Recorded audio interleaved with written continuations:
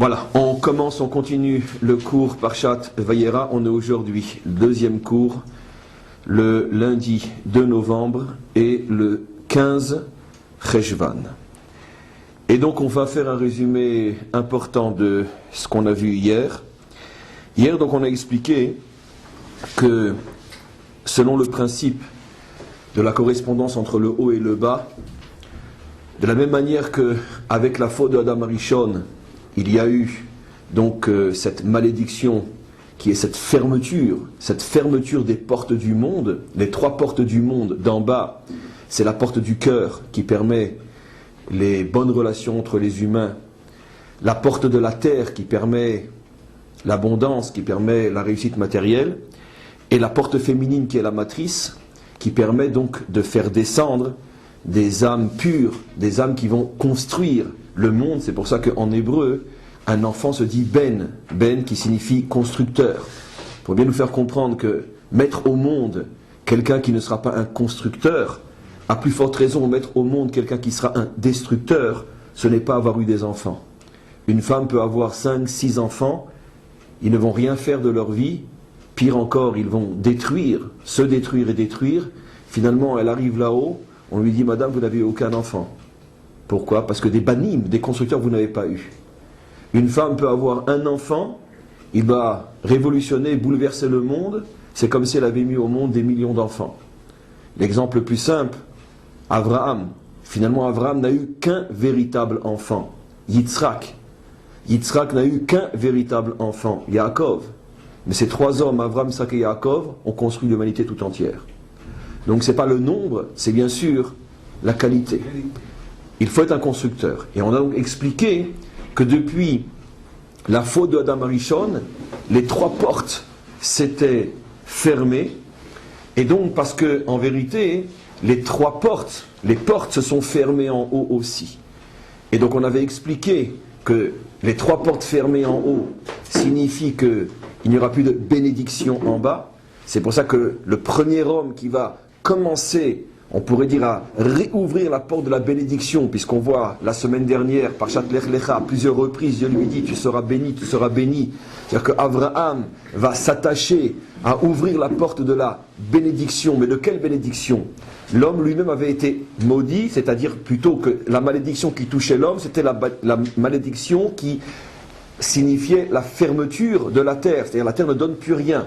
Donc Abraham va partir, on peut dire, à la recherche de l'endroit où on va pouvoir ouvrir la porte, où la terre va à nouveau s'ouvrir pour redonner sa bénédiction. La terre de la bénédiction sera Eretz Israël, comme on l'a expliqué, c'est tous les cours de la semaine dernière. Maintenant, la malédiction qu'il y avait sur le féminin, c'est la fermeture de la matrice. C'est-à-dire quoi ? Bien sûr que depuis la faute, les femmes continuaient à accoucher, mais elles n'accouchaient plus des banim, elles accouchaient des créatures. Des créatures finalement qui passaient sur terre comme une ombre, qui ne laissaient rien. Ce ne sont pas des enfants.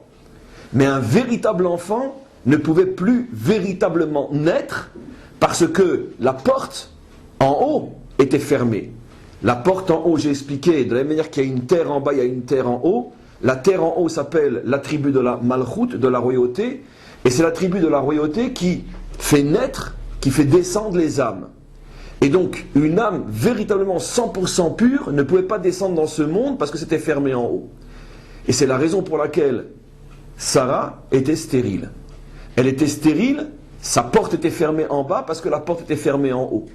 Ou comme j'ai expliqué de manière plus profonde, Dieu ne voulait pas faire d'elle une femme comme les autres, qui fait descendre des créatures, des choses, mais pas véritablement des constructeurs.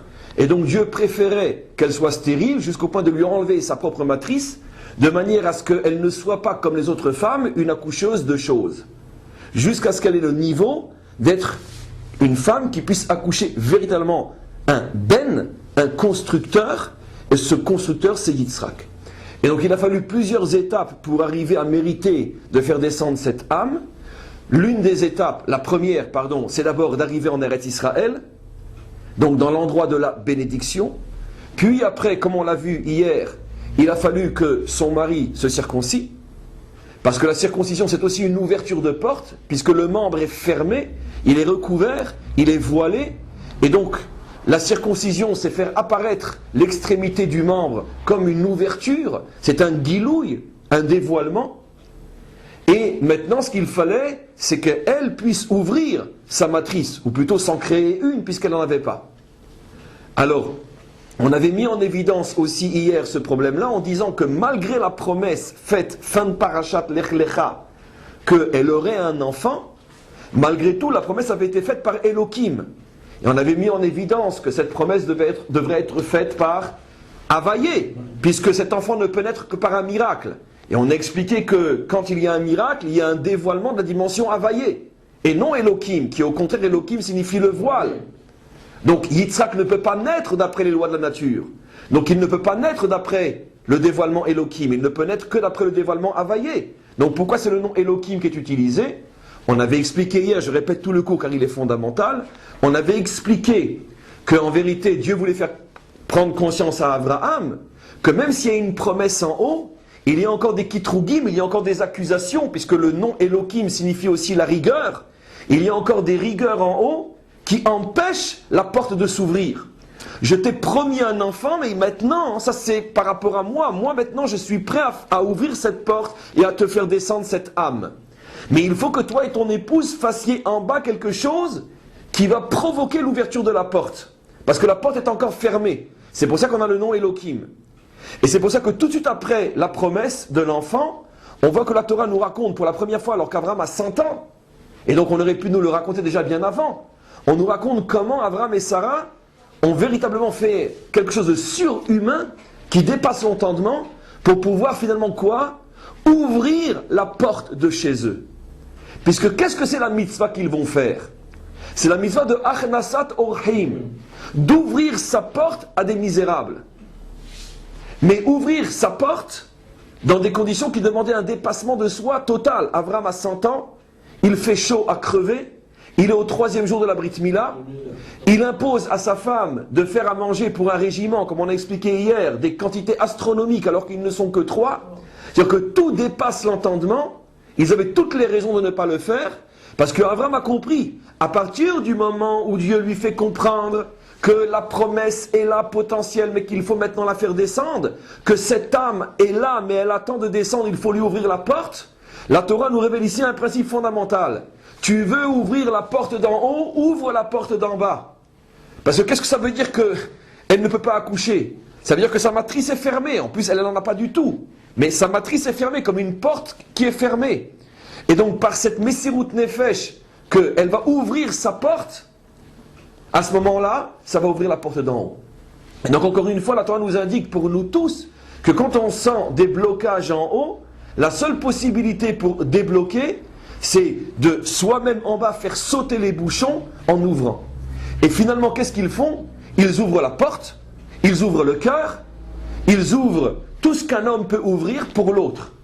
Et à ce moment-là, ça provoque la descente de l'âme. Elle va mettre encore un certain temps pour descendre, on verra toutes les étapes, mais la porte commence à s'ouvrir. Et c'est pour ça que la Torah nous raconte cette histoire juste après la promesse, pour bien nous faire comprendre que ici, c'est vrai qu'Abraham et Sarah, toute leur vie, ont ouvert la porte, mais jamais ils n'avaient véritablement ouvert la porte avec un véritable don de soi, pratiquement surnaturel, extraordinaire, et surtout jamais ils ne l'avaient fait véritablement avec l'intention de provoquer l'ouverture de la porte d'en haut. Mais à partir du moment où Hachem révèle à Abraham ce secret des blocages d'en haut, à cause de la rigueur accusatrice qui empêche l'âme de descendre, à ce moment-là il comprend, il va chez ça, il lui dit mais il faut absolument qu'on ouvre cette porte. Et quand Dieu lui envoie les 3 anges, et qu'Abraham est suffisamment chacham pour comprendre, tiens, pourquoi 3? Et pourquoi précisément aujourd'hui? 3 correspondent aux 3 fermetures. La fermeture du cœur, la fermeture de la terre et la fermeture de la matrice. Donc Dieu m'envoie un signal comme quoi est arrivé le moment maintenant de faire sauter les bouchons, d'ouvrir les portes. Et donc lui et sa femme font encore une fois une Messirut Nefesh totale pour pouvoir ouvrir leurs portes et faire rentrer ces 3 pauvres, car eux les voyaient comme des pauvres, ces 3 pauvres dans leur maison, et à ce moment-là, ils commencent à ouvrir la porte d'en haut. Ça donc c'est le résumé du cours d'hier, on l'a réexpliqué, et c'est donc quelque chose qui est très très très important. On continue maintenant. On va arriver maintenant au passage qu'on va essayer de comprendre, un passage extrêmement profond, extrêmement mystérieux, qui est lié à ce qu'on a expliqué, sur donc la destruction de Sodome. On reprend donc dans le chapitre 18, dans notre paracha, et on prend le verset 16. Vayakumu mishama anashim. Les hommes se levèrent après avoir mangé. Vayashkifu al pene Sdom. Et ils se sont dirigés en direction de Sdom. Va'Avram olech imahem les shalcham, et Avram allait avec eux pour les accompagner. Va'Hashem amar, et Hachem a dit à ce moment-là, Amechase ani me Avram asher ani ose, est-ce que je vais cacher à Abraham ce que j'ai l'intention de faire? Ve'Avram hayo hiye le goy gadol ve'atzum. Ve'nivrechu bo kol goye haaretz. Et pourtant Abraham sortira de lui un peuple très grand, et toutes les nations seront bénies grâce et par lui. Qui a dativ, parce que je sais, dit Dieu, les ma'an asher yetzavet bana vet beito aharav, que lui arrivera à transmettre à ses enfants après lui. Veshameru derer Hashem, et ils continueront, ses enfants après lui, à avancer sur le chemin d'Hachem. La asot, et ils feront tzedaka ou mishpat. Je vais traduire de manière française très esquintée, mais pour mieux comprendre, tzedaka ou mishpat, la charité et la justice. Et donc je sais que ces enfants pratiqueront dans l'avenir la tzedaka, qui est la bonté, la charité, et mishpat, qui est la rigueur, qui est le din, qui est la... Non, c'est mishpat dans le sens de jugement, mais jugement dans le sens de condamnation. Un mishpat, c'est une condamnation. Les ma'an havi Hashem al Avraham. Et comme je sais que ces enfants suivront le chemin d'Hachem et feront du bien ainsi que de la rigueur, et donc c'est ce qui permettra à Dieu de donner à Avraham, Asher diber alav, tout ce qu'il lui a promis. On continue encore un petit peu pour se mettre dans l'ambiance. Vayomer Hashem, et Hashem donc a décidé de dévoiler à Abraham ce qu'il a l'intention de faire. Vayomer Hashem, et il lui dit Za'akat Sdom ve'amora kiraba. La douleur, la souffrance qui s'élève de Sdom est énorme. Ve'hatatam ki kavda me'od. Leur faute est devenue insupportable. Erdana ve'ere ketza'akata abba elai. Je veux descendre pour voir comment les juger. Les hommes, eux, continuèrent leur chemin. Ils ont été en direction de Sdom. Et Avram se tient devant Hachem.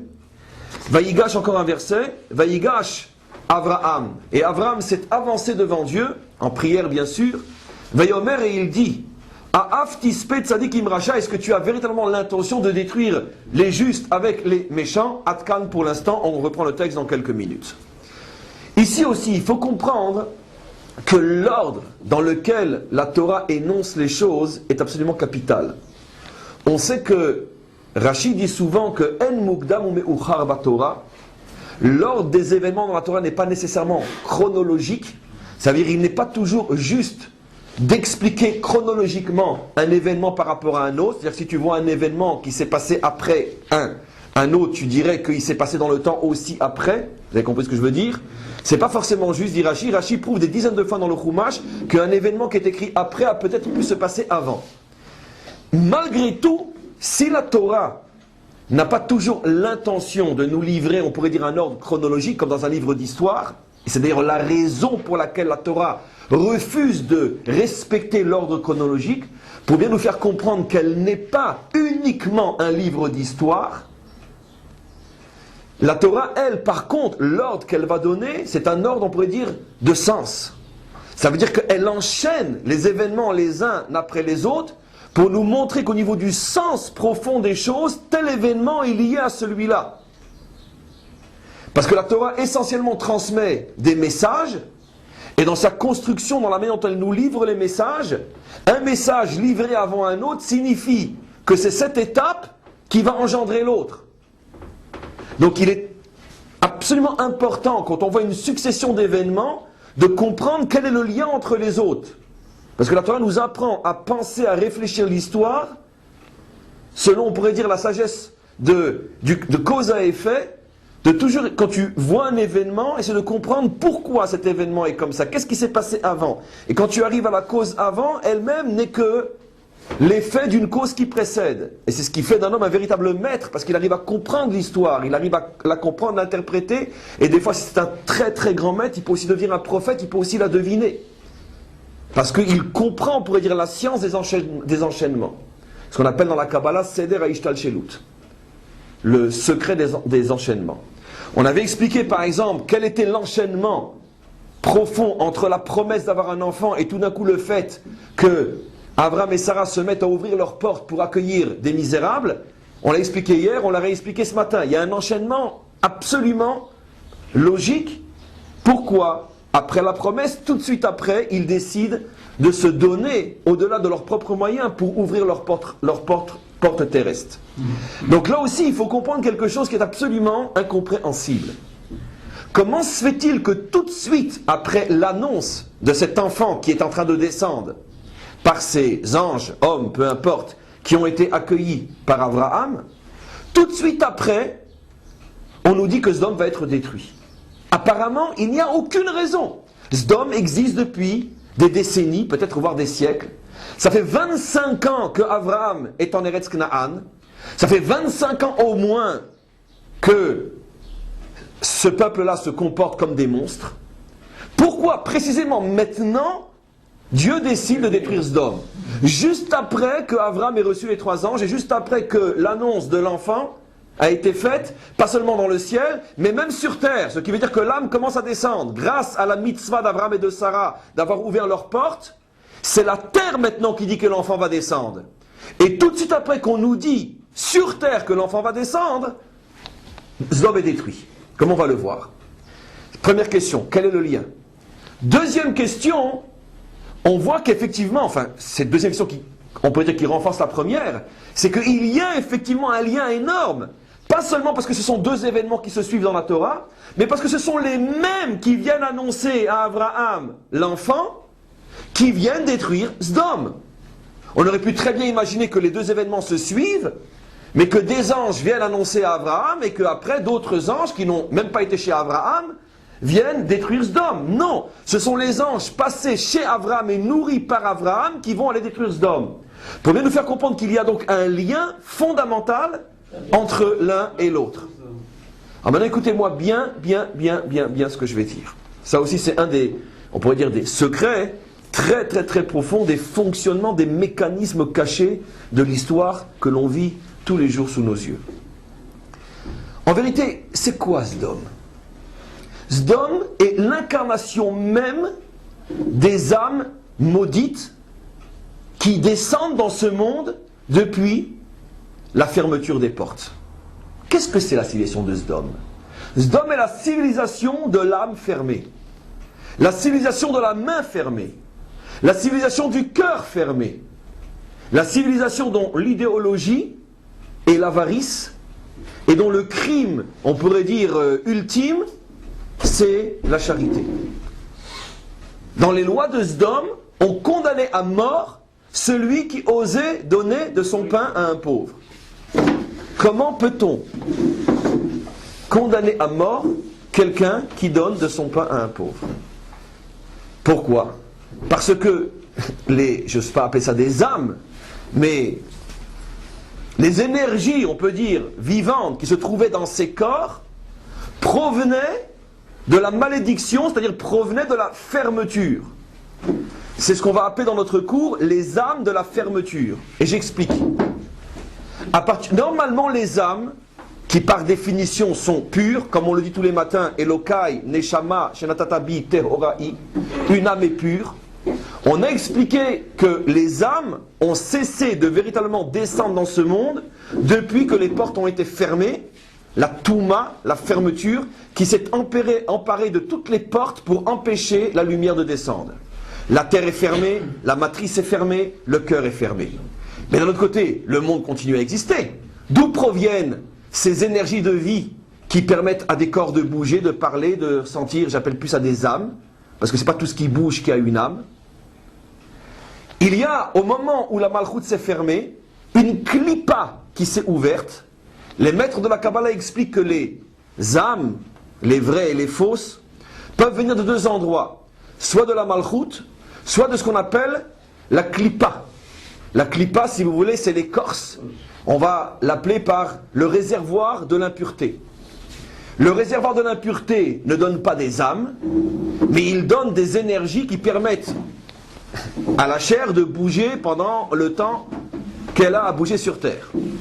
Elle mange, elle dort, elle s'amuse, elle travaille et elle disparaît. D'accord? Une pile électrique, si vous voulez. Maintenant, c'est pas seulement que cette énergie-là n'est pas une âme, dans la mesure où elle existe, cette énergie-là, que parce que la véritable porte s'est fermée, elle est la conséquence de la fermeture de porte, ce qui veut dire que tout celui ou tout corps qui est investi par cette énergie-là va fonder sa vie sur la fermeture. Les gens méchants, les gens avares, les gens égoïstes, les gens qui ferment leurs portes, les gens qui ferment leurs yeux, ont à l'intérieur de leur corps ce genre d'énergie-là. L'énergie qui provient de la clipa. La vérité est que chacun d'entre nous a un petit peu des deux.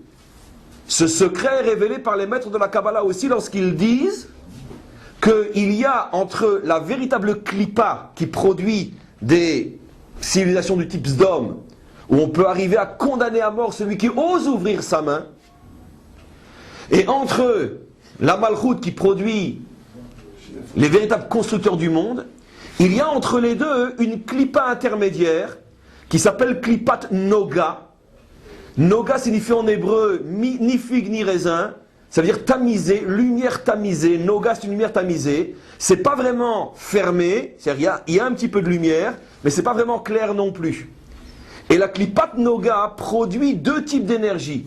D'un côté, elle n'empêche pas le passage des âmes, mais d'un autre côté, si l'âme vient directement du corps de la malchoute, c'est-à-dire si la malchoute envoie directement au corps une âme, l'âme est une âme qu'on va appeler dans notre cours l'âme ouverte. C'est-à-dire que sa vie sera uniquement d'ouverture. Donner, donner, donner, donner, il n'y a pas de fermeture. C'est que du don. Selon ce que Dieu l'a gratifié, elle donne.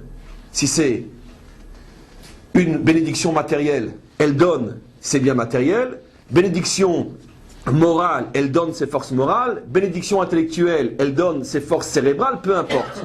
Une âme de la malchoute ne fait que donner. Une âme de la clipa ne donne rien, elle ne fait que prendre.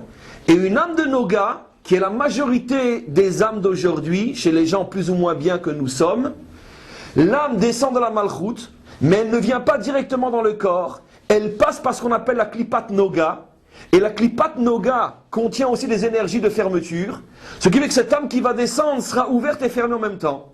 C'est ce que le Tanya appellera le Benoni, d'une certaine manière. C'est pas tout à fait juste ce que je dis, mais d'une certaine manière par rapport à notre cours. Ça veut dire qu'il a les deux en lui, et toute sa vie, il a ce combat.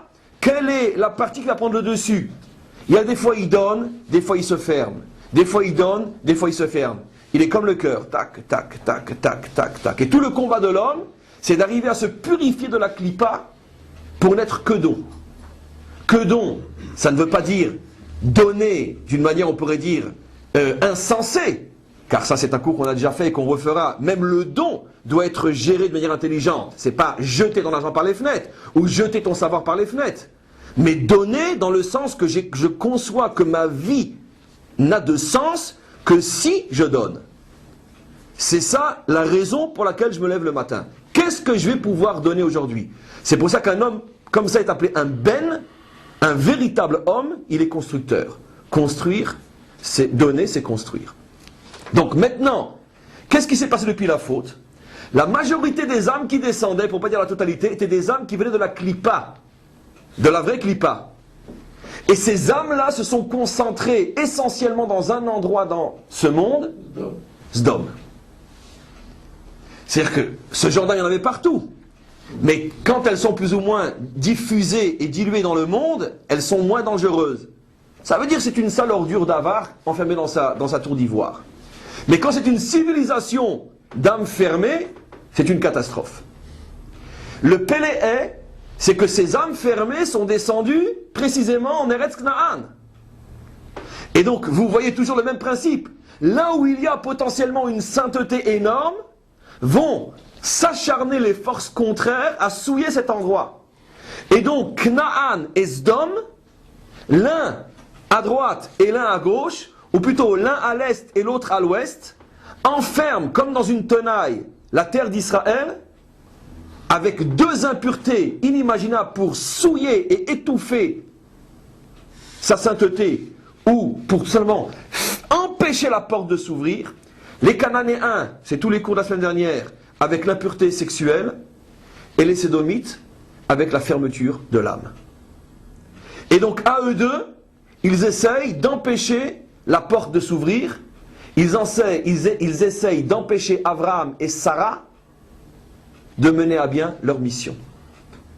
C'est pour ça que qu'est-ce que va faire Abraham plus que toute autre chose dans ce pays? Ouvrir, ouvrir, ouvrir, ouvrir. Donner, donner, donner. Pourquoi? Parce qu'il sait qu'il doit se battre contre la clipa de Sdom. Donc on a compris ce que c'est Sdom. Sdom, c'est la civilisation qui a récupéré le plus d'âmes fermées et qui va donc se construire sur l'idéologie de la fermeture. Maintenant on avait posé la question, mais comment se fait-il que c'est précisément maintenant que Dieu décide de les faire disparaître? Là aussi un secret inimaginable.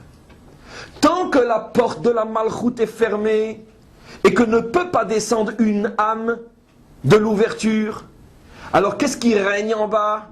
C'est toutes les forces de la fermeture. Mais à partir du moment où la porte de la Malchoute commence à s'ouvrir et qu'est en train de descendre une âme de l'ouverture, cette âme de l'ouverture est comme une véritable armée qui part en guerre contre les âmes de la fermeture. C'est-à-dire donc qu'en vérité, à partir du moment où, depuis la terre, on a dit que cette âme allait descendre, et qu'elle commence à descendre, elle commence maintenant à suivre son processus, parce qu'on sait qu'avant d'arriver dans le ventre de la mer, l'âme descend et traverse énormément de monde. Ça peut prendre des fois des années avant qu'elle arrive dans le ventre de cette femme-là. Mais à partir du moment où la promesse a été faite, l'âme maintenant, ça y est, en haut, entreprend son voyage de descente. Et donc la descente de cette âme s'accompagne de descente de lumière et d'énergie qui vont nettoyer le monde, qui vont purifier le monde et qui vont se débarrasser de toutes les âmes de la fermeture.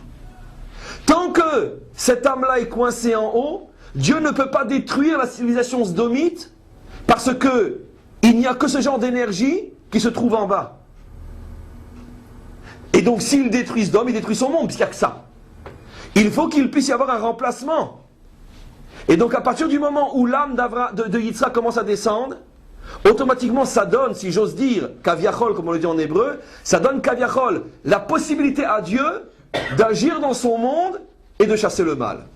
De là, mes amis, on apprend un principe extraordinaire. Des fois on voit, écoutez-moi bien, tout d'un coup des événements, malheureusement c'est pas suffisamment souvent, mais on voit tout d'un coup des fois des événements où le mal est puni, où le mal est détruit. Des fois d'une manière pacifique, comme l'effondrement de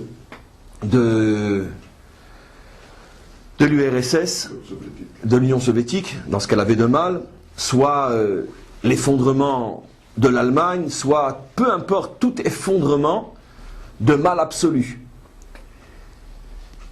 Il faut savoir, et c'est le principe, ou plutôt le secret que nous révèle la Torah, à chaque fois qu'on voit un mal qui était un véritable monstre, il disparaît, c'est parce qu'est née sur terre une âme de la Malchoute.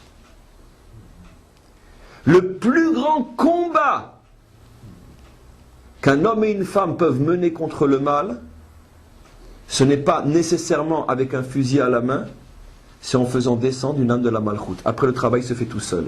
C'est-à-dire que descendent des énergies qui mettent en place des événements qui vont faire que le mal va disparaître. Le véritable combat du bien contre le mal se fait entre deux époux dans ce qu'on appelle le Saint des Saints, qui est la chambre à coucher.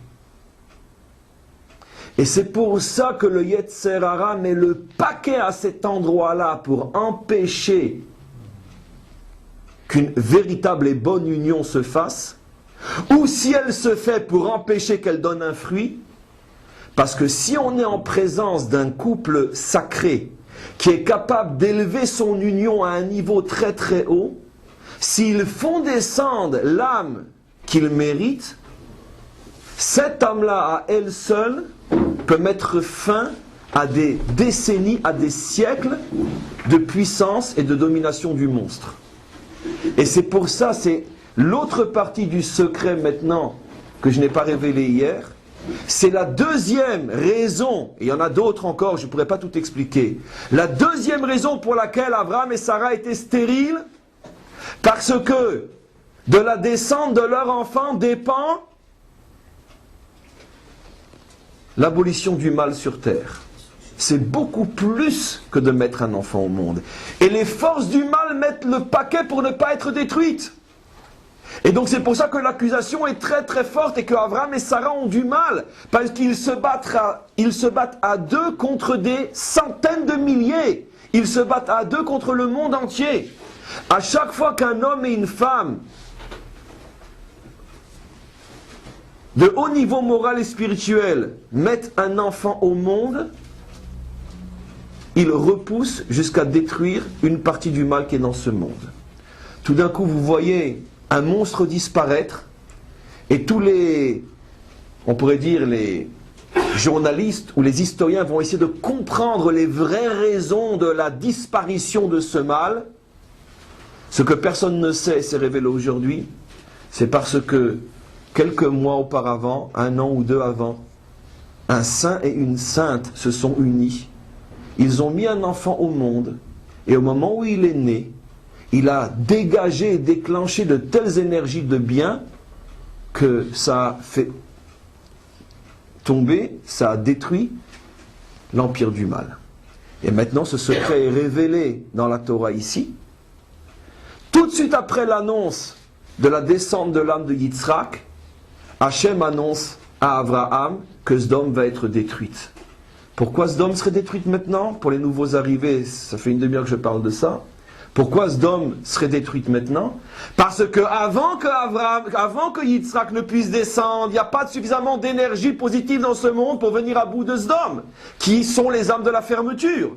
Et maintenant que l'âme de l'ouverture va descendre, une seule âme de l'ouverture peut venir à bout de millions d'âmes de la fermeture. Un enfant sain, dans les deux sens, avec et santé, parce qu'il faut qu'il y ait les deux, avec et santé. C'est-à-dire saint du corps et saint de l'esprit, c'est à ça que je fais allusion. Un enfant sain peut repousser à lui seul des millions de méchants, de Rechaïm. C'est à ça que font allusion nos maîtres lorsqu'ils disent Me'at mina or, doche arbe mina chosher. Un petit peu de lumière repousse énormément d'obscurité.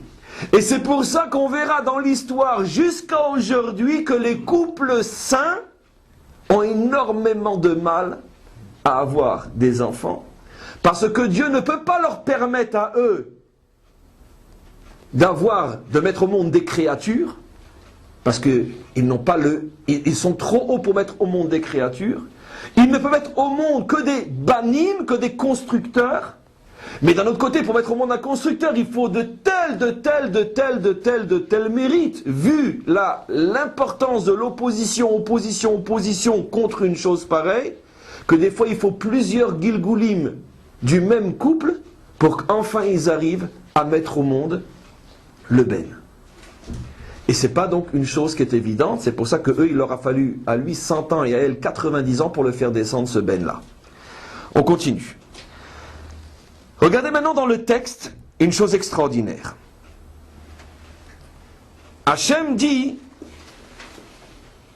je veux donc dévoiler à Abraham ce que je vais faire. Je suis dans le verset 18. Non, 17 d'abord, on l'a déjà lu, mais maintenant je vais vous le remontrer dans le texte. Est-ce que je peux cacher à Abraham ce que j'ai l'intention de faire maintenant? Et tout d'un coup, le passouk dit, et Abraham sera un grand peuple, et tous les peuples seront bénis par lui. Et puis après, on continue, parce que je sais qu'il enseignera à ses enfants la charité et la justice. Et tout de suite après, Dieu reprend et il dit, je ne peux plus supporter le cri et la faute de Sdom. Tout tous les commentaires, y compris Rashi, se posent la question, qu'est-ce que ces deux versets qui viennent dire que Abraham sera le père d'un grand peuple et qu'il transmettra le chemin de Dieu à ses enfants, qu'est-ce que ça vient faire maintenant en pleine description des raisons pour lesquelles Sdom doit être détruite? Rashi lui-même pose la question, et Rashi répond d'une manière cachée, mais comme je vous ai expliqué, le plus grand Mekoubal de tous les temps, c'est Rashi. Rashi répond de manière cachée, de là on apprend le principe que quand tu mentionnes le nom d'un juste, tu dois le louer.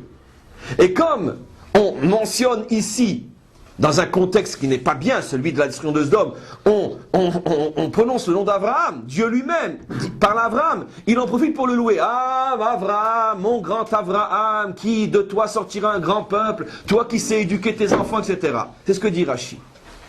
On aime trop Rashi pour imaginer qu'il s'arrêterait à dire des bêtises pareilles. Et donc, qu'est-ce qui se cache derrière? Il se cache derrière la chose suivante. C'est qu'en vérité, le texte est en train de dire ce qu'on explique. Pourquoi maintenant Dieu décide de détruire Sodome? Parce que maintenant on vient d'annoncer à Abraham qu'il va avoir des descendants. Et comme on vient d'expliquer pendant une demi-heure que c'est la descente de cette âme-là qui permet de recevoir des énergies qui vont détruire Sodome, c'est exactement ce que le verset dit. C'est comme si le verset nous disait, si tu veux comprendre pourquoi maintenant, moi, Dieu, je décide de détruire Sodome, parce que maintenant, on vient de promettre à Abraham sur terre, ce qui est le principal, qu'il aura des enfants, qu'il sortira de lui un grand peuple. Et de là, la Torah nous révèle le secret. Et c'est ce à quoi fait allusion Rashi. Quand Rashi dit que de là, on voit la louange d'Abraham, c'est à ça que fait allusion Rashi. C'est quoi la louange d'Abraham? Combien est grand l'homme qui, en s'unissant à sa femme, est capable de mettre au monde un enfant qui, à lui seul, peut faire tomber la Russie ou l'Allemagne nazie. Pourquoi l'Allemagne nazie est tombée? La véritable raison, c'est parce qu'il y a eu un moment, juste avant qu'elle tombe, peut-être 9 mois avant, où un couple sacré à l'intérieur du peuple juif, qu'on ne connaîtra peut-être jamais, ce n'est pas forcément des tzadikim qui vont être connus pour l'instant, sont arrivés quelque part dans une des cachettes de l'Europe, ou ailleurs, peut-être en Israël, va savoir, ou peut-être en Amérique, pour juifs qui étaient, à mettre au monde un enfant qui était du type Yitzhak, et quand il est né, ça a déclenché une énergie qui est venue à bout de l'Allemagne. Et c'est ça, ce que dit Rashi. Au moment où on parle de la destruction de Sodome, on veut raconter la grandeur d'Abraham. Vous imaginez la grandeur d'un couple qui, en s'aimant, repousse le mal jusqu'à le détruire? Nous, on croyait que pour se battre contre le mal, il fallait être sur le terrain avec un fusil. Et voilà que le vrai combat, il se fait dans le Saint des Saints, là où se rencontrent un homme et une femme. Ça, c'est un des plus grands secrets, on pourrait dire, de ce début de paracha. Ça nous enseigne à chacun d'entre nous, sans rentrer dans les détails, avec quelle, on pourrait dire, avec quelle ira, avec quelle noblesse, on doit rentrer dans le Saint des Saints pour s'unir à notre épouse. Parce que les enjeux d'une union réussie sont inimaginables. On continue. On va maintenant arriver au deuxième passage qu'on va expliquer aujourd'hui, qui est un passage fabuleux. Il est encore plus fermé que fabuleux. On va d'abord le lire ensemble. C'est ce fameux marchandage entre Abraham et Hachem sur le nombre de justes qui devaient ou non se trouver à Sodome pour que la ville soit épargnée. Alors, on commence verset 24. Dit Abraham, Ulai yesh chamishim tzadikim betor ha'ir. Peut-être il y a 50 justes dans la ville. Ha'af tispe velo tissa lamakom lema'an chamishim tzadikim asher bekirba. Est-ce que tu as vraiment l'intention de détruire la ville si on trouve 50 justes en elle? Je vous préviens, comme je le fais souvent, le cœur saigne de ne pas pouvoir tout expliquer. Chaque mot, chaque lettre, chaque entre deux lettres dans ce texte-là contient des univers infinis. Mais on ne peut pas tout expliquer. Donc on va prendre ce que nous avons, nous, la possibilité d'expliquer. Chalila lecha, garde-toi bien, dit Avraham à Hachem, mais asod kadavarazé, d'oser faire une chose pareille. Les Hamit Tzadikim Racha, de faire disparaître le juste avec le méchant. Ve'aya katzadik karasha. Et tu considérerais, tu mettrais au même niveau le juste et le méchant. Chalilalah, garde-toi de faire une chose pareille. Ashofet kol haaretz lo ya'aseh mishpat. Est-ce que le juge de toute la terre ne saurait pas rendre justice? Première question. Pourquoi Abraham commence par le chiffre 50? Et pourquoi pas 32? Et pourquoi pas 27? Et pourquoi pas 63? Pourquoi 50? Première question, on continue. Vayomer Hashem, Hashem dit, Imemtsa bezdom, si je trouve dans Sdom, Chamishim tzadikim, 50 hommes, Betor Haïr, dans la ville, Venasati lechol hamakom ba'avuram, je pardonnerai à toute la ville pour eux. Alors, je vais maintenant vous faire remarquer certains poissons, c'est que des remarques. Première remarque était pourquoi 50, pourquoi pas 52. D'accord? Deuxième remarque, vous remarquez que Abraham insiste quand il en demande 50, je reprends le verset 24, il dit Betor Haïr, à l'intérieur de la ville. Et quand Hachem lui répond, verset 26, Hachem répond avec on pourrait dire une répétition lourde, qui ne se dit pas en hébreu.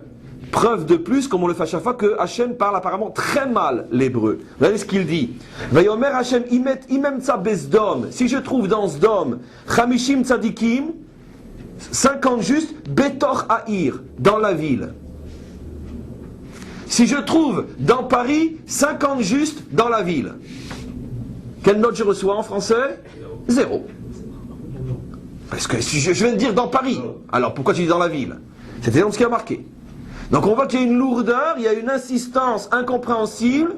Abraham avait demandé dans la ville, et Hachem lui répond Bezdom Betor Haïr. Ça veut dire qu'il y a une insistance. Le verset fait exprès de faire une faute grammaticale selon la méthode que l'on connaît, qu'on a déjà révélée depuis le tout début de ces cours-là. Quand il y a une erreur grammaticale dans le texte, c'est pour nous faire comprendre, attention, un train en cache un autre. La question doit soulever une quête de réponse. Qu'est-ce qui se passe? Pourquoi la Torah met en évidence qu'il faut que ça soit à l'intérieur de la ville? On continue. Vayomer, et il continue. Ine na'oalti ledaber, j'ai commencé à parler devant toi. El Adonai, va'anochi afar ve'efer. J'ai parlé devant toi, mon maître, et pourtant je ne suis que poussière et cendre. Oulai, regardez maintenant ce qu'il dit. Oulai yachserun chamishim tzadikim. Peut-être qu'il va manquer 5 justes parmi les 50. Hamisha. Atashrit bechamisha et kol ha'ir. Est-ce que pour 5 qui manquent, tu vas détruire toute la ville? De là, vous avez l'origine du sens des affaires des Juifs. Regardez le marchandage.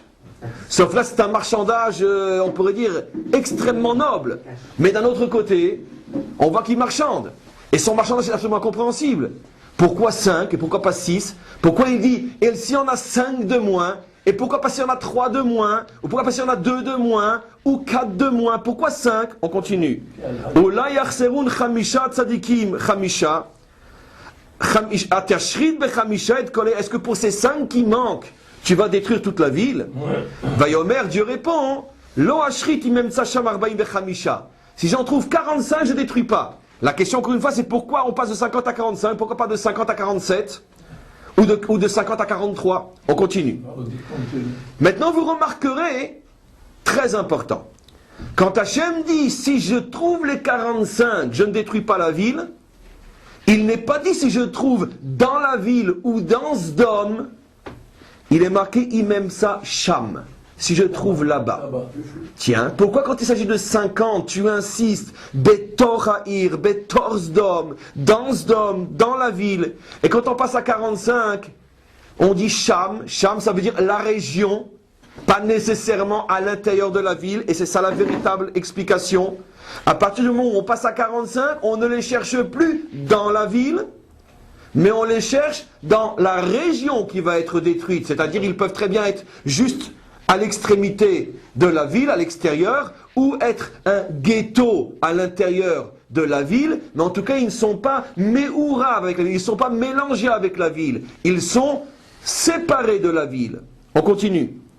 Vayosef od ledaber elav. Il continue à parler, il lui dit, Vayomar, Ulai matsun sham arba'im, peut-être qu'on va trouver 40. Et là, Hachem répond, Lo ese ba'avur arbaim. Je ne ferai rien s'il y en a 40. Là, on dit même pas Cham. Si on a 40 dans les parages, je fais rien. Je vous fais grâce des 3 versets qui suivent, vous savez très bien. Après, il va descendre à 30, il va descendre à 20, et il va descendre à 10. La question est la même. Pourquoi tu passes de 45 à 30 ? Pourquoi tu n'es pas passé de 45 à 35 ? Pourquoi tu es passé de 45 à 40 d'abord ? Après tu passes de 40 à 30. Pourquoi tu ne passerais pas de 40 à 35, etc. Bon, vous avez tous compris. Quelle est la logique de chacun de ces calculs ? Et pourquoi, donc finalement, qu'est-ce qui est évoqué ? On répète ensemble, 50, 45, 40, 30, 20, 10. Il y a donc 2, 3, 4, 5, 6 questions. On pourrait donner une infinité de questions. Mais posons les questions essentielles. Pourquoi on commence à 50 ? Pourquoi on s'arrête à 10 ? Et pourquoi entre la descente des dizaines ? Parce qu'on fait 50, 40, 40, 30, 30, 20, 20, 10. Pourquoi il y a un chiffre intermédiaire qui est 45 ? Vous voyez bien que c'est quelque chose qui est complètement fermé. Absolument aucun maître qui n'est pas enraciné dans la Kabbalah ne peut donner la réponse à cette question et personne n'a pu le faire. C'est absolument impossible. Le seul qui a essayé, mais il se fiche de nous comme il sait le faire, c'est-à-dire il se fiche comme un sage de nous, c'est Rashi, en expliquant qu'en vérité c'est quoi ce calcul ? C'est que dans Sdom il y avait en vérité 5 villages, et donc il en cherchait 10 par village, ça fait 50, et puis après il a descendu de 1 par village, ça fait 45, etc. etc. On aime encore une fois trop Rashi pour supposer qu'il n'est rien d'autre à dire. Rashi code, comme d'habitude, on va décoder. À quoi ça fait allusion tout ça, ces chiffres-là ? Alors, je tiens juste à vous dire, vous ne saviez pas parce que vous n'étiez pas là, vendredi matin, donc c'était le 30 novembre, 30 octobre, j'ai donné un cours comme ça improvisé qui est sur le site, qui est le secret de Hebron, c'est juste avant notre départ à Hebron, et un cours où là-bas, tout le cours est consacré pour expliquer pendant pratiquement 1 heure ce que je vais dire maintenant en 10 minutes. Donc je vous invite, si vous voulez avoir ce que je vais dire maintenant en 10 minutes, d'une manière extrêmement dense, profonde et riche, allez à ce cours du 30 octobre qui a été fait donc il y a 2 jours, qui s'appelle le secret de Hebron. Globalement, qu'est-ce que j'ai expliqué là-bas ? J'ai expliqué, comme vous le savez, que le monde a été créé sur le principe du chiffre 5, qui correspondent aux 5 parties du nom divin. On sait que le nom divin, celui qu'on n'a pas le droit de prononcer tel qu'il s'écrit, Havayé, signifie en vérité l'existant, ou celui qui donne l'existence, ou en meilleur français, source de l'existence. C'est la traduction du mot Havayé, une Hitavut, une Havaya, c'est une existence. D'accord ? Donc, pourquoi il s'appelle l'existant ou celui qui est source de l'existence ? Parce que toute existence vient de lui. Ce nom qui signifie l'existant a, comme on le sait, 4 lettres, mais 5 parties. 4 lettres, Yud, E, puis un Vav, puis un E, mais 5 parties parce que la première lettre, le Yud, est décomposée elle-même, d'après les maîtres de la Kabbalah, en 2 parties. Le kotz du Yud, la pointe du Yud, et le gouf à Yud, le corps du Yud. C'est-à-dire donc 4 lettres, dont la première, c'est 2 parties. Un kotz, une petite pointe, pratiquement insignifiante, et la lettre elle-même. Alors, qu'est-ce qui se cache derrière tout ça ? C'est pour nous faire comprendre qu'en vérité, le monde a été créé selon 4 dimensions visibles, les 4 lettres, et une dimension invisible, la pointe du Yud, la 5e dimension. Encore une fois, je ne vais pas répéter tout ce que j'explique dans ce cours, qui vaut vraiment la peine d'être regardé.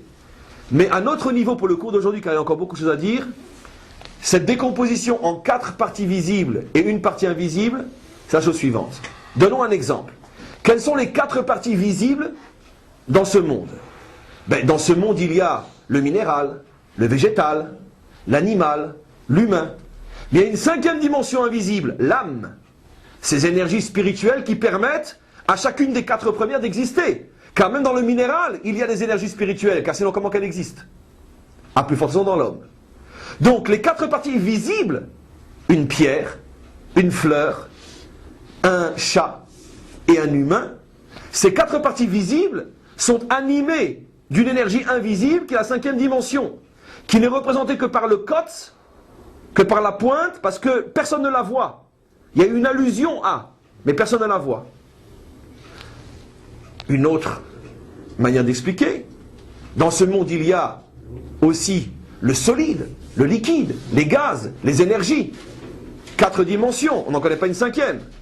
Mais à l'intérieur de ces 4 dimensions, il y a une dimension invisible, qui est aussi le flux spirituel, impalpable par nos sens physiques, et indémontrable, ou on peut dire on ne peut pas le voir par les appareils d'un laboratoire, qui est ce flux divin qui permet même à l'énergie d'exister. Car même l'énergie ne pourrait pas exister sans ce flux divin.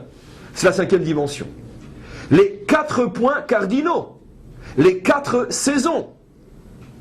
Il y a constamment 4 dimensions dans ce monde et dans l'espace-temps, mais toutes les 4 dimensions sont toujours, on pourrait dire,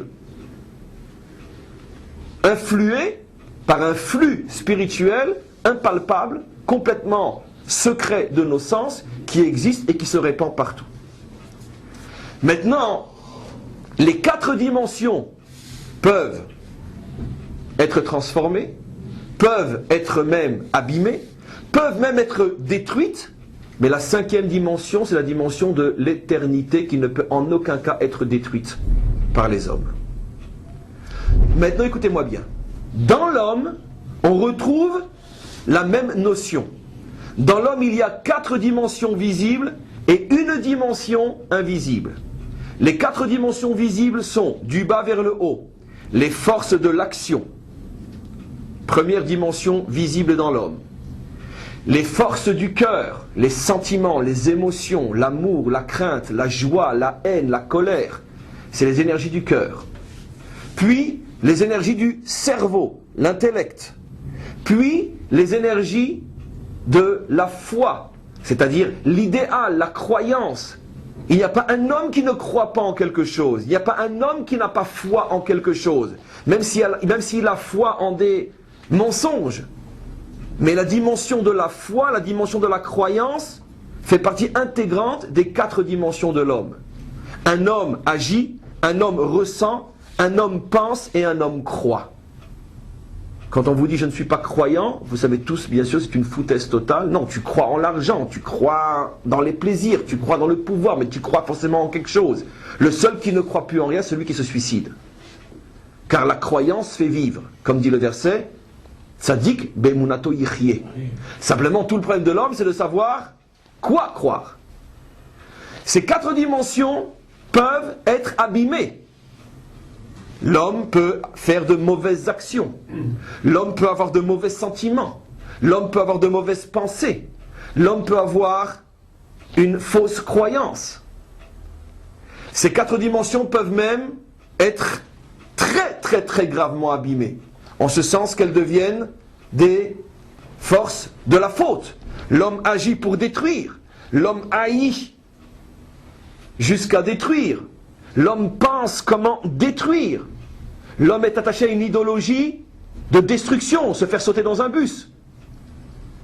Donc les 4 énergies sont extrêmement, on pourrait dire, malléables. On peut les amener vers le bien et vers le mal. Mais il y a à l'intérieur de ces 4 énergies, ces 4 forces, pardon, un flux divin qui lui est indestructible. Ce flux divin, c'est l'étincelle divine qui se trouve dans chaque homme et qui fait que quelles que soient les fautes qu'il fasse, il ne pourra jamais abîmer cette étincelle divine. Simplement que quoi? S'il faute trop gravement, on le coupe de cette étincelle divine et il ne peut plus jamais lui revenir. C'est ce que dans on appelle le karet, la coupure. Si un homme exagère dans le mal, il peut se déconnecter de ce flux divin, être en situation de karet, de coupure, il ne pourra plus revenir. Ou par cette étincelle divine, elle le quitte, et finalement il se retrouve une chose vide de l'étincelle divine.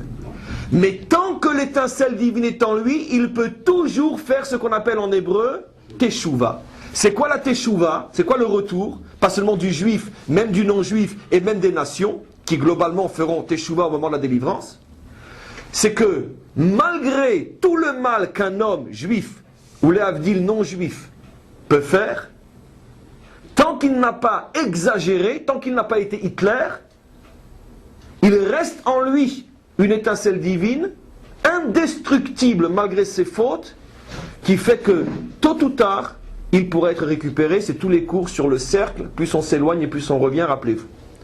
Et ce principe de l'étincelle divine se retrouve partout. Cette étincelle divine s'appelle la 5e dimension.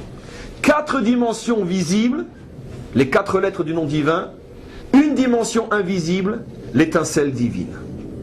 Maintenant, écoutez-moi bien, quand cette étincelle divine brille dans toute sa puissance dans un homme, ça lui donne une force spirituelle et morale telle que rien ne peut le faire tomber. Même s'il se trouve au cœur, au sein du mal, sa lumière reste intacte et continue à rayonner. Peut-être pas au point d'influencer véritablement ceux qui sont autour de lui. Mais la force de la 5e dimension, c'est que quand elle brille, rien ne peut la ternir. C'est ce qu'on appelle dans le langage de la Kabbalah, quel niveau d'âme? La Yechida. Il y a 5 niveaux d'âme. Je fais donc allusion au 5e niveau d'âme qui s'appelle la Yechida, qui est un niveau qui, quand il se dévoile, même si tu le mets au milieu de l'obscurité, ça continue à briller. On a donc le chiffre 5. C'est quoi le chiffre 50? C'est que l'ensemble des forces spirituelles sont au nombre de 10, comme on le sait. Les 10 attributs divins. Les 10 attributs divins, c'est-à-dire que l'ensemble du bien qu'un homme peut faire se compose, selon les secrets de la Kabbalah, de 10 qualités fondamentales, dont on connaît le nom, Chorma, Bina, Da'at. C'est pas maintenant le moment d'expliquer, c'est pas un cours sur les attributs divins, mais on en parle constamment. Les 10 attributs divins contiennent l'ensemble des forces du bien. Et d'où vient le chiffre 50? Le chiffre 50 signifie que tu as retrouvé la 5e dimension à l'intérieur des 10 attributs divins. Ça veut dire que tu arrives à faire briller en toi chacun des 10 attributs divins d'une manière tellement forte que le mal ne peut en aucun cas ternir le bien que tu représentes. Je vais vous donner un exemple, ce que ça veut dire. Entre autres, ça veut dire qu'un homme qui arriverait à faire briller la Yechida en lui, tu le mets à Auschwitz, et il continue de toutes ses forces à croire en Dieu avec la même force, la même puissance, la même joie, comme on en a eu des centaines de témoignages comme ça, avec la même force et la même joie que quand il était dans son shtetl, 20 ans avant la guerre, en train de danser avec son Rebbe. Il n'a pas bougé. Il n'a pas bougé. Parce que brille en lui la Yechida. Et avant qu'on tire dessus, quand il est à côté de la fosse, il prend ses amis et il chante sous le rire sournois du nazi, Ashrenu matov chelkenu manaim garalenu, comme on a des dizaines de photos de ces gens-là nus en train de danser avec les yeux tournés vers le ciel, en train de chanter matov chelkenu, combien est bonne notre part, sous les yeux de cette créature qui ressemble à un homme, qui croit que c'est lui le plus fort. Et ce qu'il ne sait pas, c'est que les enfants de ceux qui sont tombés dans la fosse après la guerre, excusez-moi l'expression, mais je l'aime tellement, ont été pissés sur sa tombe, à lui, à ce nazi. Nous, on existe, mais toi, tu es dans la tombe et on pisse sur ta tombe. Mais en tous les cas, c'est pas grave, on continue. C'est notre petite vengeance. En tous les cas, ça c'est la Yechida. Maintenant, on comprend donc pourquoi Avram demande Betor Haïr. Et pourquoi Dieu lui répond Besdom Betor Haïr. Pourquoi il commence par le chiffre 50? Abraham dit, peut-être existe-t-il des tzadikim qui sont au niveau du 50. Mais regardez comment je traduis. C'est pas nécessairement 50 tzadikim dans le sens 1, 2, 3, 4, 5. C'est pas à ce niveau-là que le texte se situe. Le texte se situe au niveau qualitatif, comme tous les décodages de notre Torah. Le chiffre 50 ici est un code. C'est-à-dire que ce qu'Abraham demande, il existe peut-être des tzadikim, peu importe combien, qui sont forcément, puisqu'on parle de la Yechida, Betor Haïr, et qui arrive à faire briller la dimension 50 qui se trouve dans l'âme. Et dans ce cas-là, nécessairement, il faut que tu pardonnes à la ville, parce que comme cette lumière est là et elle brille à l'intérieur de la ville, elle peut sauver toute la ville. Hachem lui répond, si je trouve dans la ville ces 50-là, maintenant je parle encore une fois 50 qualitatifs, pas 50 quantitatifs. Les deux sont peut-être vrais, ça ne change rien à ce que j'explique. C'est peut-être vrai aussi 50 quantitatifs, mais c'est plus ça le problème, c'est pas à ce niveau-là qu'il faut comprendre. Si je trouve la dimension du 50, c'est-à-dire une âme qui brille de toutes ses forces au niveau de la Yechida dans cette ville, je pardonne à la ville. Abraham maintenant va faire une tentative. Je ne pourrais pas expliquer aujourd'hui pourquoi, mais pour l'instant je vais expliquer d'abord la structure de ce dialogue. Demain on expliquera ce qui se cache plus profondément derrière, si j'ai le temps et si j'ai la possibilité. En tous les cas, Abraham sent qu'il a demandé quelque chose de très très haut. Parce que va savoir s'il y en a même un qui est au niveau du chiffre 50 dans cette ville. Alors il dit, regarde, on va enlever 5. Et là c'est plus dans la ville, parce que dès qu'on n'est plus dans la Yechida, on ne peut plus être dans la ville. Parce qu'un homme qui n'est pas au niveau de la Yechida, si tu le mets en plein milieu du mal, qu'est-ce qu'il va faire? Il va disparaître.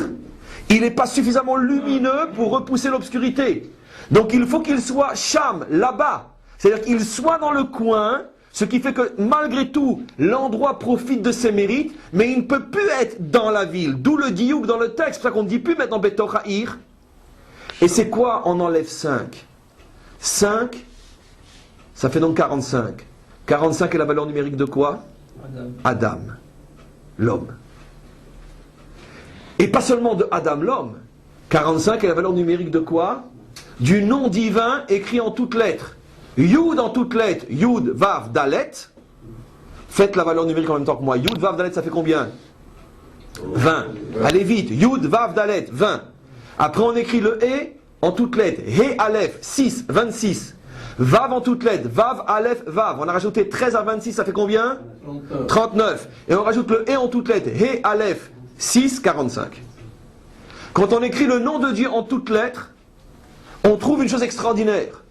On trouve la valeur numérique 45, qui est en même temps la valeur numérique de Adam, l'homme 45, puisque Adam c'est Aleph, Dalet même, 45. Donc, qu'est-ce qu'on comprend de là?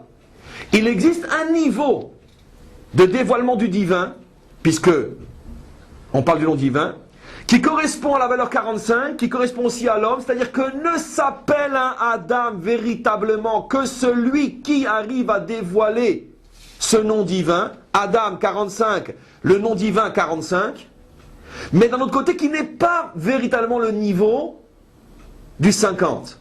Quelle est la différence? C'est le 5 bien sûr, mais quelle est la différence au niveau du décodage? Abraham dit, il existe des hommes qui sont eux-mêmes au niveau de faire briller le nom divin. C'est-à-dire quand tu les regardes, tu vois Dieu. Tellement ils sont, on peut dire, lumineux de la présence divine. Mais d'un autre côté, ils ne sont pas au niveau de la Yechida. Qu'est-ce qui manque? C'est que pour pouvoir faire briller le nom de Dieu, ils sont dans l'obligation d'être en marge du mal. S'ils sont dans le mal, ils se font bouffer.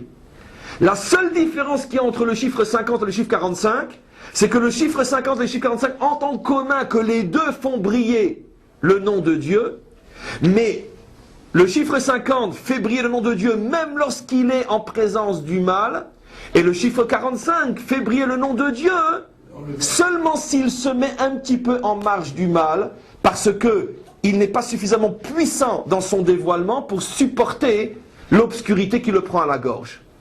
C'est ce que vous voulez, c'est le judaïsme des ghettos, c'est le judaïsme qui est mis en marge du monde, c'est une certaine forme de judaïsme tel qu'on le connaît aujourd'hui, qui, on pourrait dire, s'enferme dans un monde protégé, qui dévoile à l'intérieur de ce monde protégé une lumière fabuleuse, mais qui est obligé de vivre en marge et derrière des murailles protectrices, parce que sinon il se fait bouffer. Ce qui prouve qu'en vérité, il est fragile. Il n'est pas au niveau du 50. Et que le niveau du 50, c'est le juif qui peut être en plein milieu du mal, et il ne bouge pas. Et au contraire, c'est lui qui illumine les autres. Donc Abraham dit, écoute Hachem, trouver la perfection qui est le chiffre 50, je ne sais pas si on va y arriver, toi et moi. Peut-être qu'on va établir les règles du sauvetage sur le principe du 45, Qu'est-ce qu'il est en train de faire, mes amis, Abraham? Il est en train de poser avec Dieu les règles du sauvetage du monde. Mes amis, je le dis de manière un petit peu pathétique, c'est ce passage-là qui montre plus que tout autre passage de la Torah la puissance de l'amour des hommes qui se trouve chez Abraham. Abraham est en train d'imposer à Dieu les principes du sauvetage du monde. C'est Abraham qui les a créés et c'est lui qui a gagné. C'est Noach qui a conclu. Comment? C'est quand même Noach qui avait conclu, avec au moment du bris. Noach est arrivé juste à sauver le monde de la destruction totale, mais pas les hommes en particulier, pas les groupes, pas les communautés, pas les peuples, etc. Abraham va descendre, vous avez raison, il continue, il va descendre ce que Noach a commencé et il va l'amener au niveau des communautés humaines. C'est-à-dire qu'il va poser, et en plus, Noach, lui, on lui a imposé les conditions. C'est Dieu qui lui dit ça sera comme ça, lui il n'y a rien fait. Tandis qu'Abraham a la force non seulement de rentrer dans les détails du sauvetage, mais en plus c'est lui qui dicte les règles. Vous imaginez la grandeur d'Abraham, il est en train. Et depuis ce passage-là, le monde vit sur, on peut dire, sur les lois codifiées par Abraham. Donc, qu'est-ce qu'il dit Abraham? Il voit que 50, il est malin, si j'ose dire maintenant. Il commence avec 50, et il nous apprend donc le principe du sauvetage du type 50.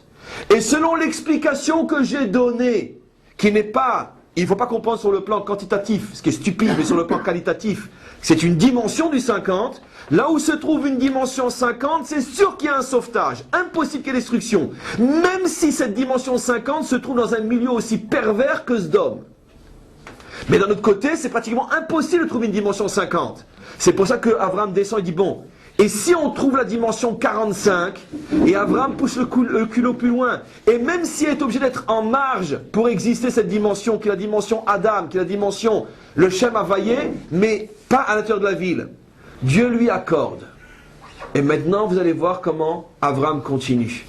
Il va maintenant descendre de 3 chiffres, 40, 30, 20, 10, 4 chiffres, qui correspondent à la chose suivante. Abraham dit, tu sais Hachem, si on établit les principes du sauvetage sur même 45, ton monde ne tiendra pas. Parce que des hommes, même en marge du mal, qui sont capables de faire briller ton nom, au point que quand on les voit, on est sûr que tu existes. Vous en connaissez beaucoup des hommes comme ça? Vous en connaissez beaucoup des hommes qui, par le simple regard d'un juste font teshuva, comme des milliers qui sont passés devant le rabbi? Combien qu'il y en a des hommes comme ça? Si le monde a besoin d'hommes comme ça pour exister, le monde n'existera pas, il y en a un tous les 300 ans des hommes comme ça. Par un regard, il faut faire teshuva à quelqu'un. Donc Abraham dit, il faut descendre encore un petit peu.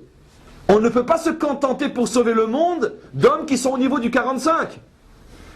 Est-ce que tu es d'accord, dit Abraham à Dieu, qu'on établisse le sauvetage du monde sur le principe du 40? 40 c'est quoi, mes amis? Il y a 4 mondes spirituels qui chacun contiennent 10 attributs divins.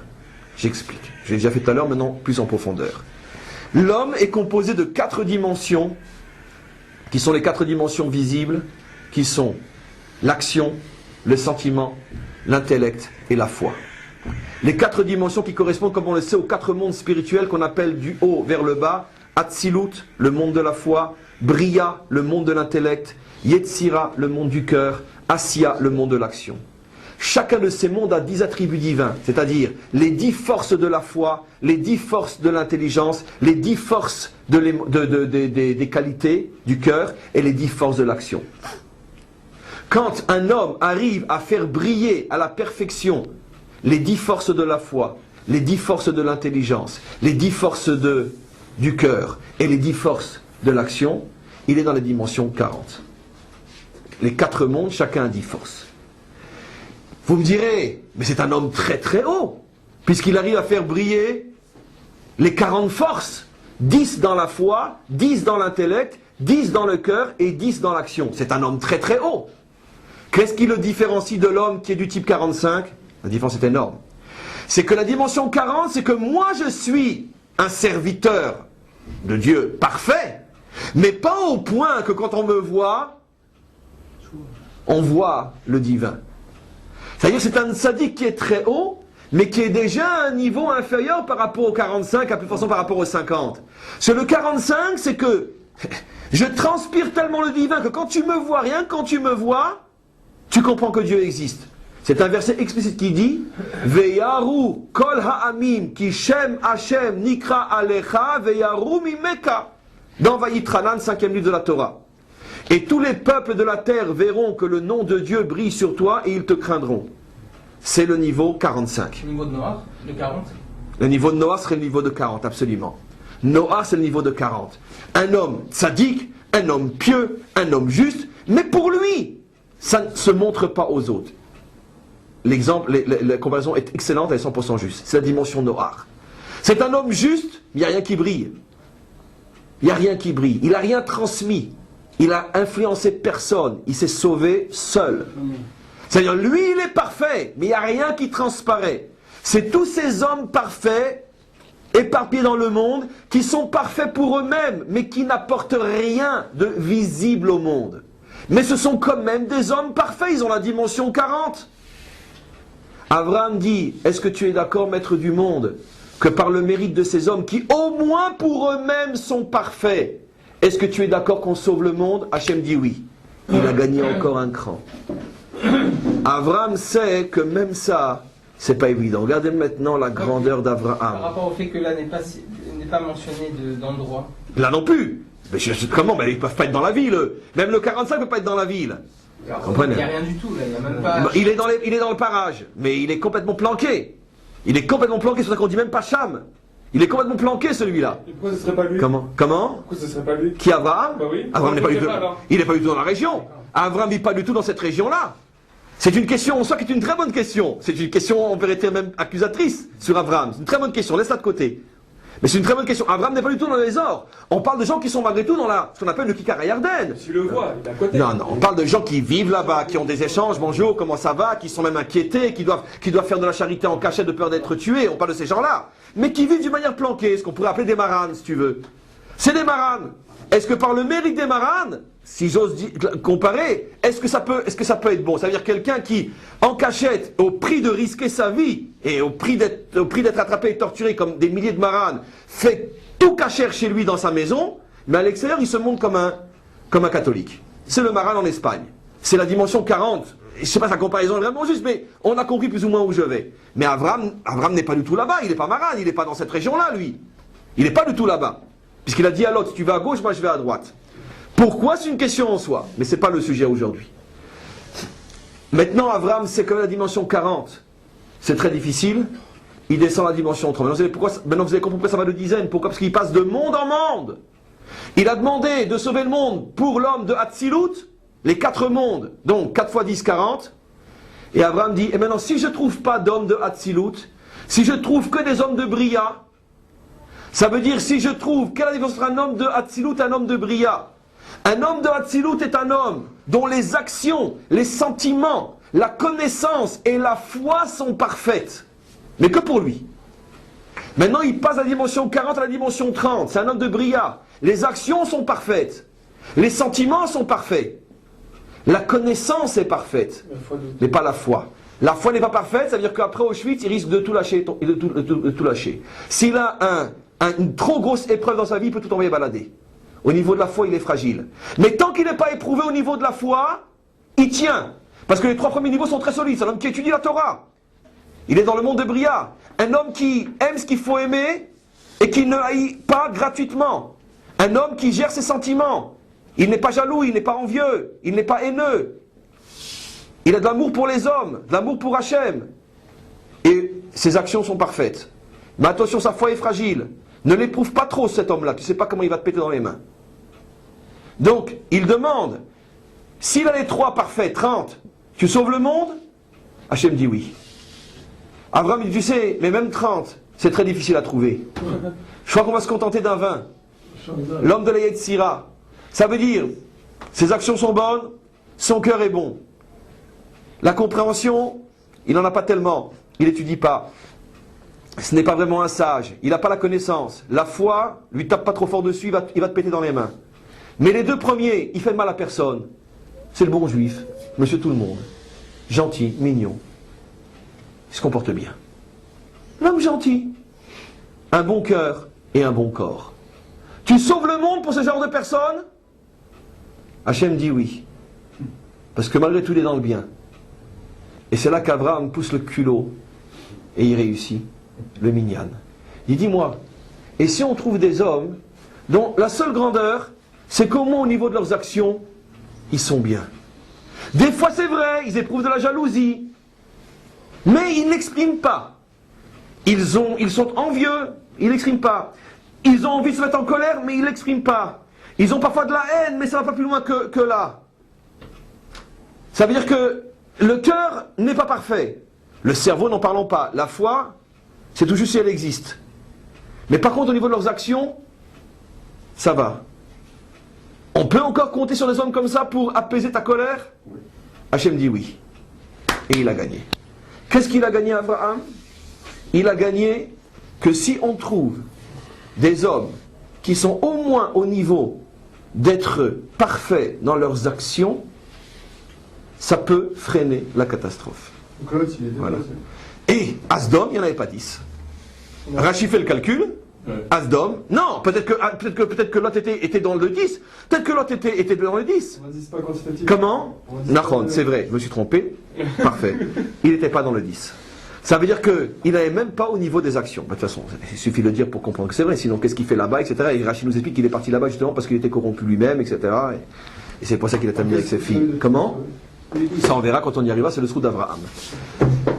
Le Sroud d'Avraham au niveau du Pshat et au niveau du Sod, c'est que de lui allait sortir le Mashiach, bien sûr, David Meler Israël. Ça, c'est tout un cours en soi. Donc, on a compris ici quelque chose d'extraordinaire. C'est d'abord que dans ce passage-là, ont été établis, dévoilés et imposés par Abraham les règles du rapport entre Dieu et son monde, entre Dieu et l'homme plutôt. Pas entre Dieu et son monde, parce que c'est vrai, ça avait été établi par Noach, mais entre Dieu et les hommes en particulier. Et donc un homme doit savoir, depuis cette intervention d'Abraham, que s'il peut faire valoir devant Dieu au moins de la perfection de ses actions, ça peut freiner jusqu'à annuler totalement les accusations qui pèsent sur lui. Maintenant, personne ne remarque ce que je dis. Les accusations qui pèsent sur lui. Je n'ai pas dit les accusations qui pèsent sur les autres. Et ici, regardez le changement. Regardez ce qui a marqué sur le chiffre 10. Et on termine. Où on est dans le 10. Vayomer 10. Et on va prendre le verset 32. Vayomer, il lui dit, Alna yichar la Adonai. Maître, ne te mets pas en colère contre moi. Va adabra ach apam. Je veux parler une dernière fois. Il sent qu'il est en train d'exagérer maintenant. Ulay matzum shamasara. Peut-être il y aura là-bas 10.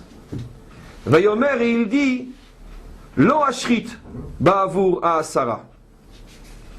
Je ne détruirai pas pour les 10. Je ne détruirai pas quoi? L'ensemble de la ville? Tous les autres? Ou les 10? En vérité, il ne s'agit que des 10, pas l'ensemble. Et voilà, je vais vous le montrer. Regardez tout en haut quand il demande le 50, le verset 26. La fin du verset, quand Abraham demande 50, Dieu lui répond, Venasati lechol hamakom ba'avuram.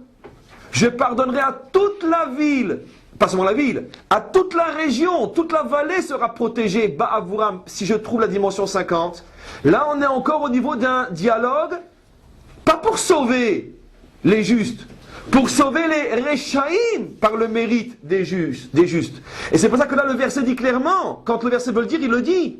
Venasati lechol hamakom ba'avuram. Tout l'endroit sera sauvé si je trouve la dimension 50. Vous imaginez bien qu'Abraham n'a pas le culot de demander le sauvetage de centaines de milliers de Hitler pour un homme qui est à la dimension 10, que dans ses actions uniquement il est bien. Le seul qui a eu le culot de faire ça, c'était le roi Shaul. Comment? Pourquoi? Quand il a voulu avoir plus de chesed qu'Hachem et sauver Amalek. Il a détruit Amalek, il a sauvé que quelques personnes. Laissez le roi vivre. Oui, mais il a détruit tout le monde. Il a détruit tout le monde, sauf le roi. Ce serait plutôt au contraire le calcul qui suit après. Regardez, on suit, on continue. Quand il demande, il dit peut-être qu'il n'y a pas les Hamishim, et il demande les 45. Qu'est-ce que dit Hachem à ce moment-là? Vayomer, Lo ashrit. Imem tsacham arbaim vechamisha. Je ne détruirai pas si je trouve là-bas 45. Mais c'est plus marqué, et ça ne sera plus marqué, je ne détruirai pas Hamakom be'avuram. Ce n'est plus marqué, je ne détruirai plus l'endroit pour eux. Pourquoi? Mida keneged mida. Les 50 se trouvent à l'intérieur de la ville. Et comme ils se trouvent à l'intérieur de la ville, toute la ville, malgré tout, bénéficie de leur mérite. Mais à partir du 45, on a fait remarquer que c'était des sadikim qui étaient en marge de la ville. Donc au plus, ils ne peuvent sauver qu'eux-mêmes, mais pas les autres. Donc de là, on voit qu'il y a malgré tout une différence fondamentale. C'est vrai qu'Abraham est arrivé à obtenir de Dieu qu'un homme qui est parfait, ne serait-ce que dans ses actions, peut échapper à une xéra collective, à une punition collective. Quand il fait partie d'un groupe qui est à majorité extrêmement mauvais et qui est maintenant sous le décret de disparition, si lui est juste au niveau de ses actions, il peut s'en sortir. Mais jamais les autres par son mérite. On a appris de ce texte que les seuls qui peuvent sauver une région entière, même complètement corrompue, comme l'étaient les gens de Sdom, les seuls qui peuvent sauver toute une région, c'est uniquement ceux qui brillent à l'intérieur du mal, pas en marge du mal. Mais pour pouvoir briller à l'intérieur du mal, il faut être sacré costaud sur le plan spirituel, et c'est pour ça que Abraham savait que... Donc en vérité, chacune de ces étapes de négociation nous apprend quelque chose. Quand Abraham après est passé de 50 à 45 ou à 40, alors on dit bon alors il a demandé 50 pour rien. Non, parce que dans la demande de 50, il a établi des règles importantes. Il a obtenu de Dieu que partout dans l'histoire où on trouverait un juste de la dimension 50 à l'intérieur du mal, le mal entier serait... Voilà. Mes amis, ça va tellement loin ce principe-là.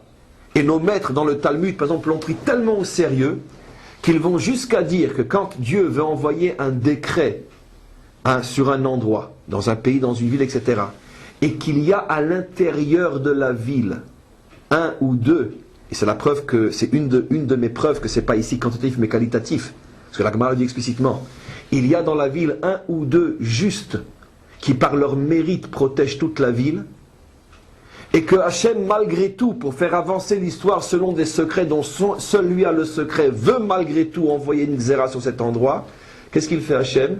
Il fait partir le juste avant le décret de vieillesse, il attend qu'il termine son chemin, etc., son temps, et seulement après pour que ses mérites ne puissent plus protéger. Et donc on voit de là effectivement deux choses. On voit de là qu'il ne s'agit pas forcément de 50 justes, puisque c'est dit dans la Gemara sur un seul juste. Et on voit comment Hachem fait.